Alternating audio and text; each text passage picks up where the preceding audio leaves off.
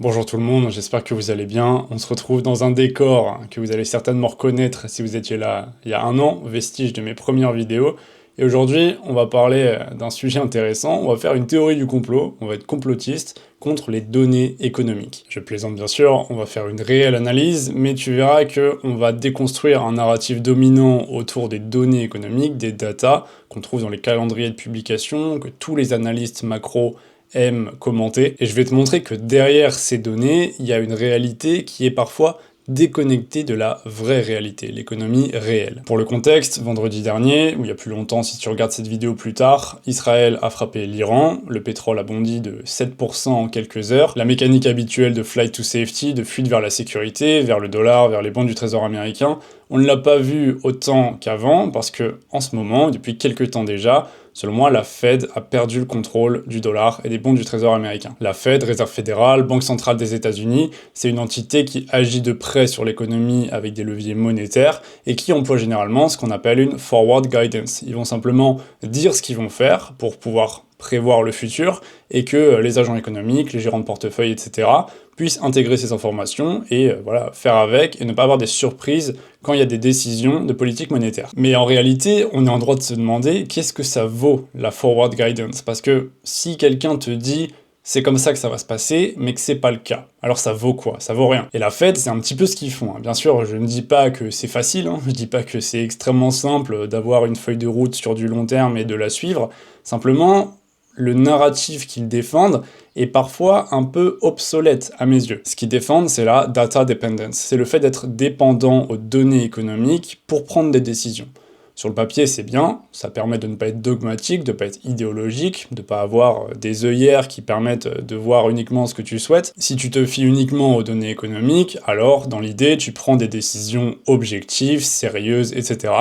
Mais si les données économiques sont elles-mêmes pas sérieuses, qu'est-ce que ça veut dire alors? Prenez l'inflation par exemple. L'inflation, c'est un des mandats de la Fed, contrôler qu'il n'y a pas d'hyperinflation, pas de déflation, contrôler les prix à une juste valeur, selon eux, autour des 2% d'inflation. Et donc en suivant ce narratif de data dependence, ils vont pas regarder l'économie réelle, ils vont pas regarder les prix dans les magasins, ils vont regarder des indicateurs, qui sont des proxys pour les prix des magasins. Mais tu vas voir que c'est différent.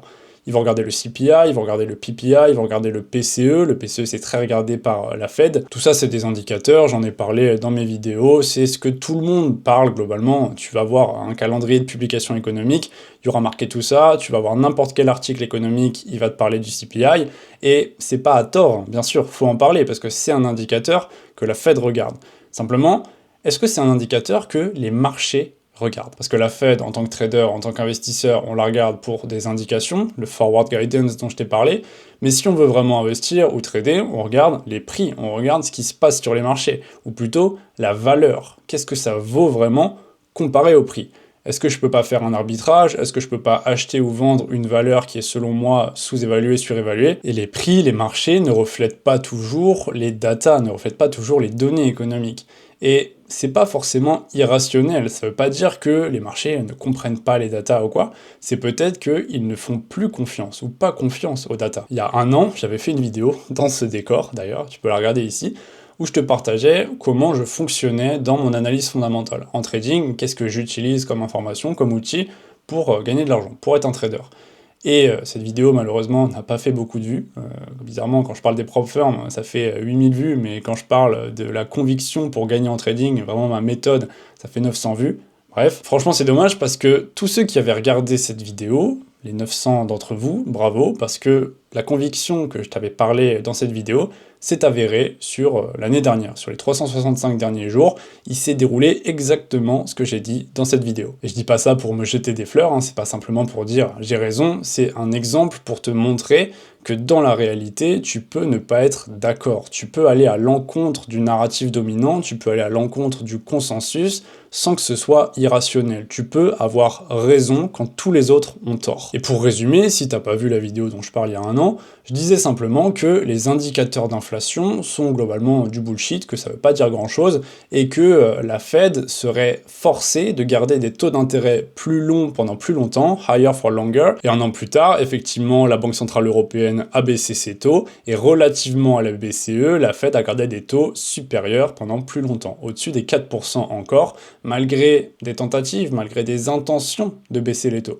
Mais dans les faits, ils ne peuvent pas. Et l'indice CPI, l'indice d'inflation que je critiquais, c'est vraiment du bullshit. C'est vraiment un indicateur qui est complètement déconnecté de la réalité. Il prend pas en compte, par exemple, des dynamiques qui sont évidemment non linéaires sur l'énergie, sur le logement. Si le prix de l'énergie explose après un choc politique, le CPI, il le prend pas bien en compte parce que c'est linéaire, alors que le prix de l'énergie, il est non linéaire. Tu peux pas le prédire avec des modèles de régression. Le logement, c'est pareil. C'est impossible de prédire avec une droite les prix du logement. Et pourtant, dans le CPI Core, il y a 35% de la pondération qui est sur le logement, qui est la partie shelter, le logement. Et en plus, cerise sur le gâteau, c'est même pas des indicateurs locaux, ils vont pas chercher les prix locaux, vraiment aller voir chez les gens combien ils payent leur loyer, combien ils payent leur maison.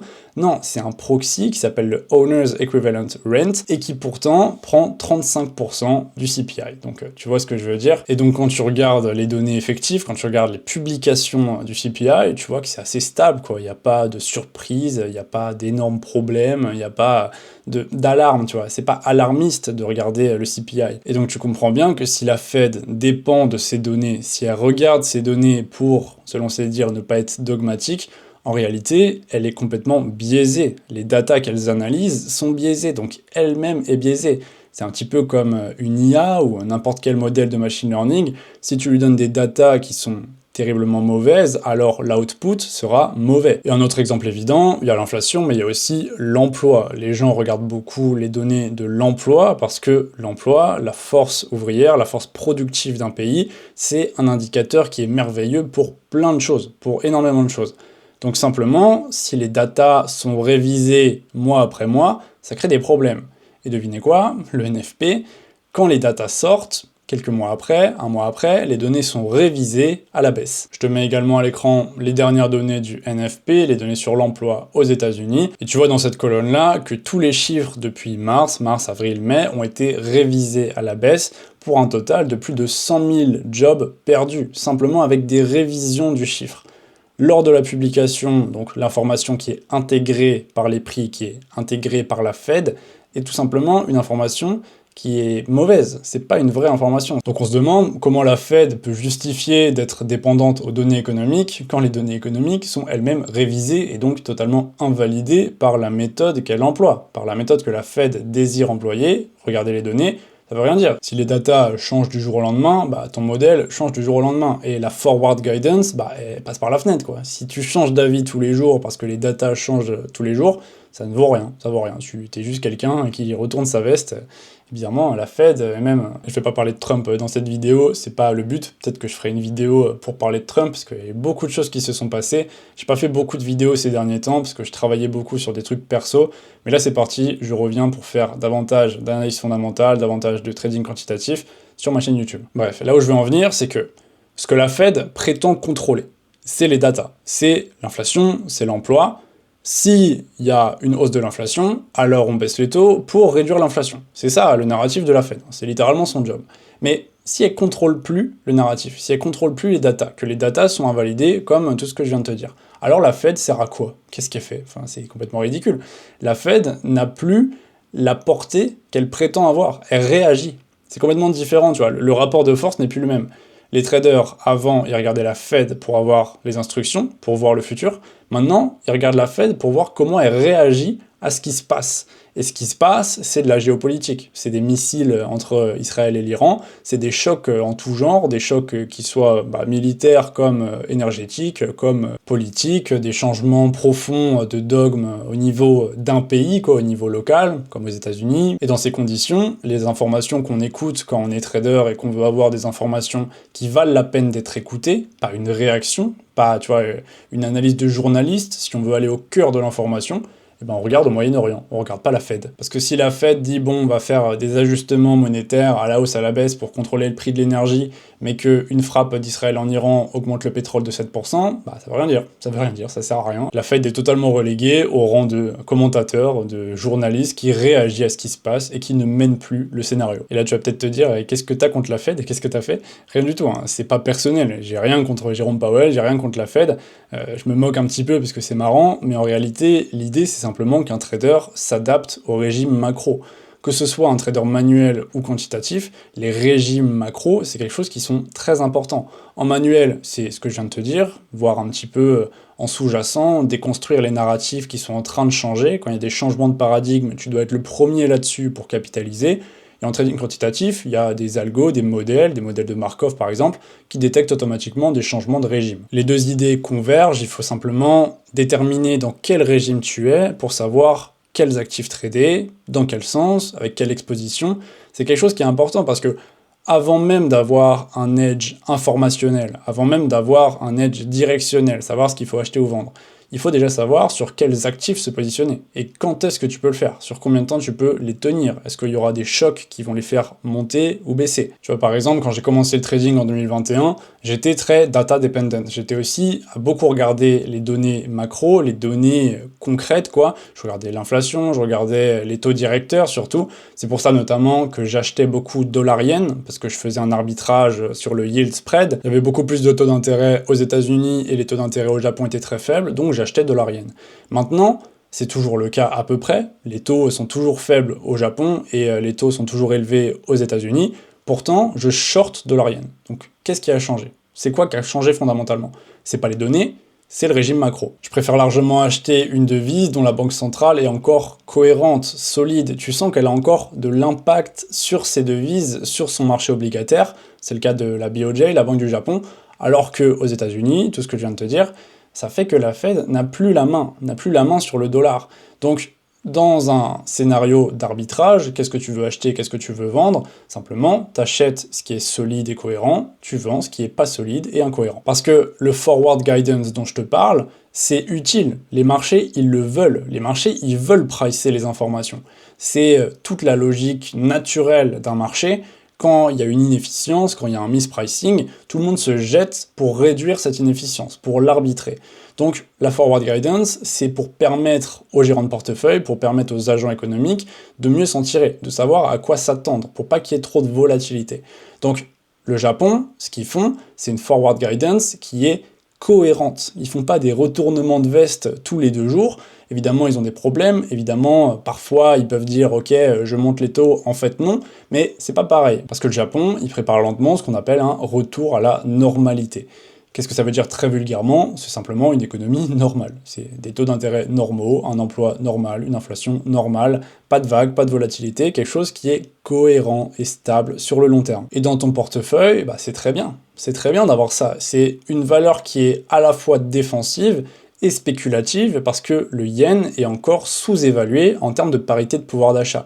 Si tu achètes du yen maintenant, ou même fallait déjà commencer à l'acheter il y a quelques temps, t'as beaucoup d'upside et en plus t'as pas beaucoup de downside. Tu risques pas de voir le yen se dévaluer d'encore 50%, moi je n'y crois absolument pas, c'est presque impossible parce que si le yen se dévalue autant, ça voudrait dire que les concurrents du Japon, pas au niveau de la monnaie mais au niveau industriel, au niveau de la production, seraient complètement mis sur la touche.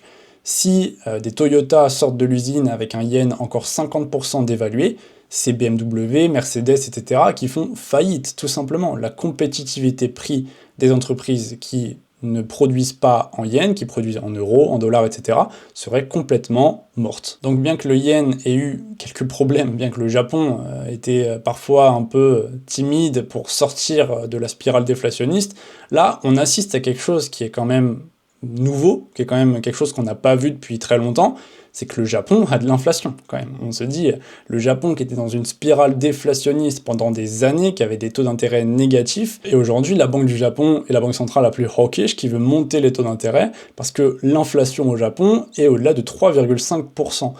C'est ça un changement de régime macro. Concrètement, c'est quelque chose qui est nouveau et qui veut qu'on relise les lignes de lecture. Donc moi qui étais pourtant très haussier sur le dollar, tu peux regarder mes anciennes vidéos, je parlais beaucoup d'acheter du dollar 2021, 2022, 2023, 2024, j'étais très haussier sur le dollar. Maintenant, en janvier, j'ai vendu tous mes dollars. Je veux plus de dollars, j'ai que du yen. C'est pas une raison d'all-in non plus, hein. Il faut pas mettre tout son portefeuille en yen, on sait jamais ce qui peut se passer. Simplement, si tu veux garder une position cash, parce que moi c'est ce que je souhaite en ce moment, avoir un peu de cash, il faut plutôt le mettre en yens que en dollars, que en euros, que des devises qui sont beaucoup plus fragiles de chocs géopolitiques, parce qu'ils ont une ligne de lecture qui est moins cohérente au niveau de la banque centrale. La Banque du Japon, c'est selon moi une des dernières banques centrales, si ce n'est la dernière banque centrale, qui fait le travail d'une banque centrale, qui n'est pas des commentateurs politiques et géopolitiques, qui fait vraiment des politiques monétaires. Donc voilà, globalement, si tu dois retenir qu'une seule chose, ma thèse du moment, c'est qu'il ne faut pas regarder la Fed, il ne faut pas regarder les discours des banques centrales, il ne faut pas regarder le CPI pour savoir où les marchés vont aller, il faut regarder ce qui se passe dans l'économie réelle, il faut regarder ce qui se passe dans la guerre, il faut monitorer les guerres, monitorer Israël, l'Iran, etc. C'est un petit peu dommage, effectivement, on n'a pas forcément envie de se faire spike son cortisol en regardant le matin des échanges de missiles au Moyen-Orient. Malheureusement, c'est ce qu'il faut faire. Maintenant, je vais faire un petit disclaimer, ce dont je parle dans cette vidéo, je le soutiens fermement, j'y crois fortement. Simplement, en trading, en investissement, quand tu as des convictions, parfois, malheureusement, tu peux avoir raison trop tôt. Tu peux avoir raison, mais dans 6 mois, dans 1 an, dans 2 ans, dans 5 ans peut-être. Tu peux être avant-gardiste à un point où ça en devient en réalité socialement inacceptable. Ça, c'est une phrase de Robert Heinlein, il disait « avoir raison trop tôt », socialement, c'est inacceptable, c'est pas recevable.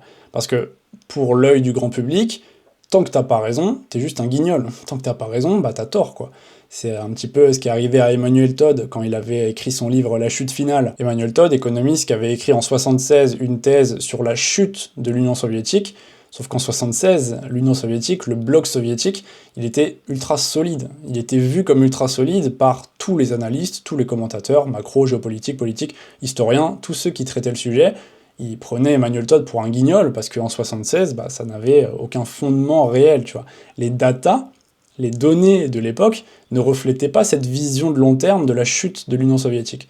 Pourtant, en 91, il a eu raison. Donc faites attention quand même, c'est pas le moment d'all-in de se dire « Ok, j'y vais », parce que c'est très possible que là, la réunion de la Fed de demain, en fait, elle change quelque chose. C'est très possible que, en fait, la Fed, là, les gens l'écoutent encore, tu vois. Si t'es avant-gardiste, si t'es trop tôt, même si t'as raison, tu peux te faire avoir, donc quand même doucement, quand même toujours la même gestion de risque, toujours avoir de la sagesse, pas faire n'importe quoi, mais simplement, positionne-toi de plus en plus, progressivement, dans ta conviction.